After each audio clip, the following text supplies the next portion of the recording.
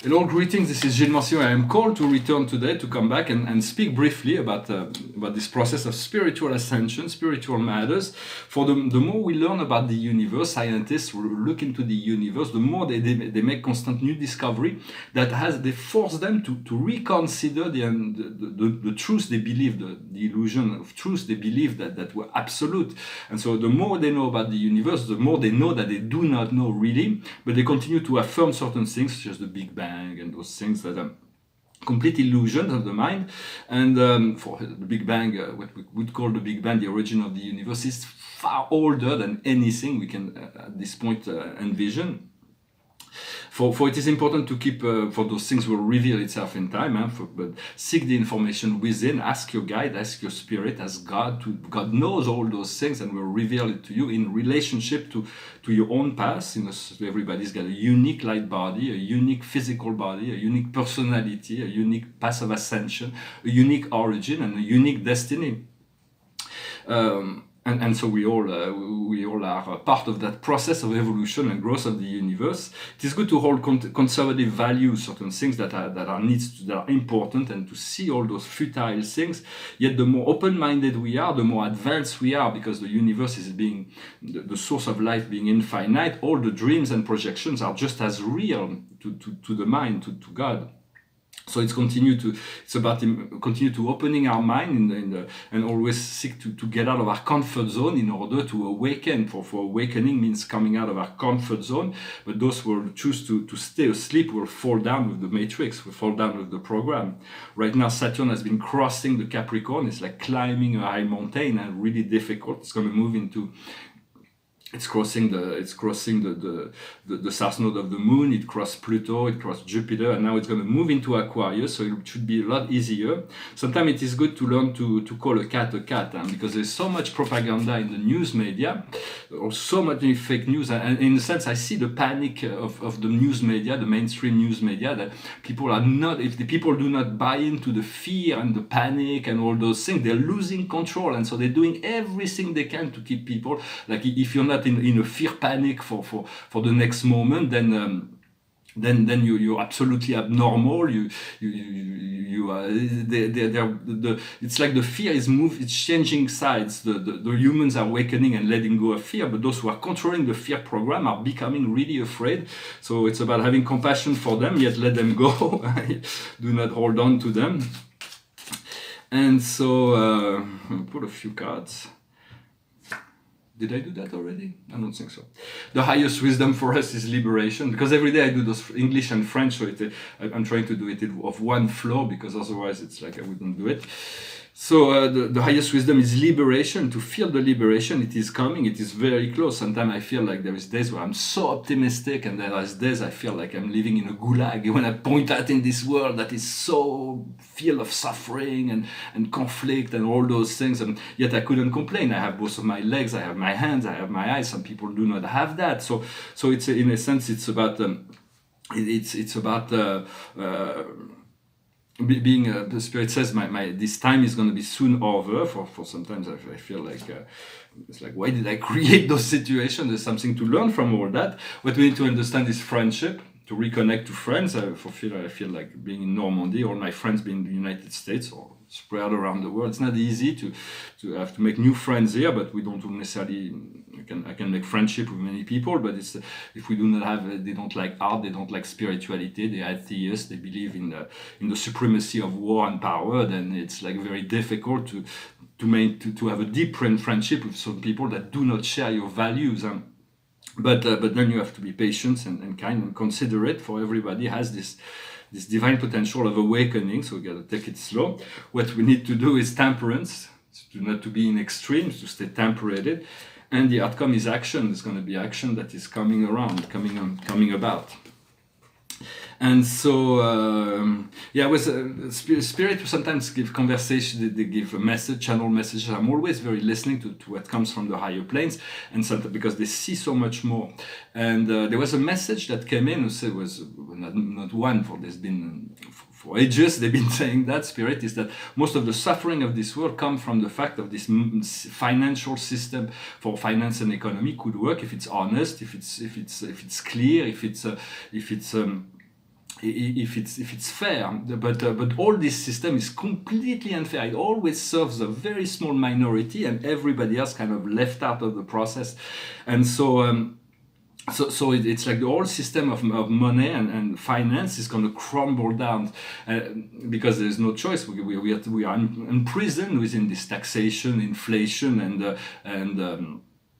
and that is like this whole world is completely the system that we use for functioning. It works for a minority, but it does not work for the whole. So we're going to have to shift into a system that works for the whole, so we can establish a general prosperity. Yet, in a sense, there are some spirits that were saying, in the meantime, learn to live without money. And I have to agree to disagree. If without money, you're a bum. You live on the streets. You eat from garbage. You're nothing. You can die on the street anywhere. Nobody cares. And as soon as you have money, even those people who have made their money in a criminal way, that are tyrants, that have made people suffer, but they have a lot of money, they're very respected in the world just because they have money. So it's kind of a strange world where we put our values. I'm not criticizing, but so we do need abundance. In the meantime, I came to realize it's far better to have abundance of finances than to be in rejection of the whole systems, and otherwise the solution to live in a monastery, so that's fine. Well, we can serve the community and everybody's taking care of each other. But if we live in society, I don't think I wouldn't recommend to try to live without money. For many years I thought that money as secondary in relationship to all the joy and just having enough was enough, but it's really, really difficult. I've been through a very difficult period. Spirit says it is changing. And it is the message in the bottle. For we have to pay attention to the signs. For the signs are telling me that my cycle here, this cycle of pain, of lack, is over. So it's just a matter of trusting that enough and to align with the abundance. And so, just thought I come and say hello. I'm not in the most. Sometimes the test that we're waking up on certain testing energy that everybody's tested differently. We're all unique, and so. But sometimes my soul and my spirit, I feel, are a bit severe with me in terms of testing. But as soon as they're always there to also assist me to see the light at the end. And so I'm not complaining in any way. I prefer to have test and guidance than to have no test and no guidance and no consciousness in relationship to what's going on within my life. So no matter what happens, it's about having a philosophy that allows us to pass through that. For philosophy, it's very essential to navigate through the chaos of life in this world. This is a portrait. It's a portrait of a Elohim. It's a symbolic portrait of a Elohim called Cassiopeia. She's the eye of God. So she's got this one eye with the heart in the center of the eye, and then her body is like this doorway, this Christic doorway. And you can call on Cyclopeia if you want to know where something is going. You go into a meditation, you visualize a great sun, a golden sun, and then from there you see the sun is opening and there is an eye, a beautiful eye that opening within the sun, and it is Cassiopeia. So when you have a thought, an idea, a project, you can send it to her. And you will know where it's going. For the reflection will tell you where it's going from the eye of God. Everything is known already. The future is already known. So this will be framed. It's still it's on cardboard. And this is a painting. It's one of the rare abstract painting I've ever done. For it was created originally as a background for something else. But then I looked at it and I said, well, okay, there is too much of an harmony for me to even touch it. So it's a very specific paintings, but I like it. And with all this Venetian pink, it almost felt like an erotic motion of energy, although it's formless. Well, I wanted to wish you a happy Sunday. I'm going to sing a song, and I want you all to sing along. It's a song of John Lennon and Paul McCartney. It goes like this. It was 20 years ago today, Sgt. Pepper told the band to play. They've been going in and out of style, but they're guaranteed to raise a smile. So may I introduce to you the act you've known all these years, the Sgt. Pepper Lonely Heart Club Band. We're Sgt. Pepper Lonely Heart Club Band. We hope you will enjoy the show. With Sgt. Pepper Lonely Heart Club Band, sit back and let the evening go. Sgt. Pepper lonely, Sgt. Pepper lonely, Sgt. Pepper lonely heart club band. It's wonderful to be here, it's certainly a thrill. You're such a lovely audience, we'd like to take you home with us, we'd like to take you home.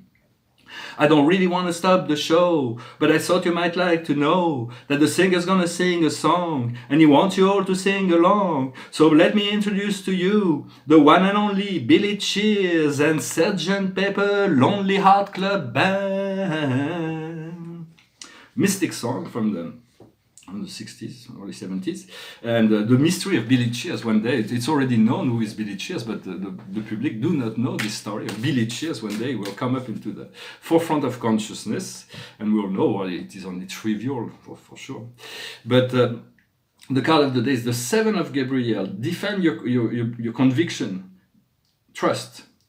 Assert your place. So it's about not letting too much the temporary chaos or the temporary agitation or the temporary doubt to distract us from our goal and to stay focused on that which is wanted as much as possible and to align whatever needs to be repaired, whatever action that needs to be taken to listen to your heart and follow that call. I thank you very much. I wish you a wonderful day, a wonderful Sunday, and I'll talk to you later. Namaste.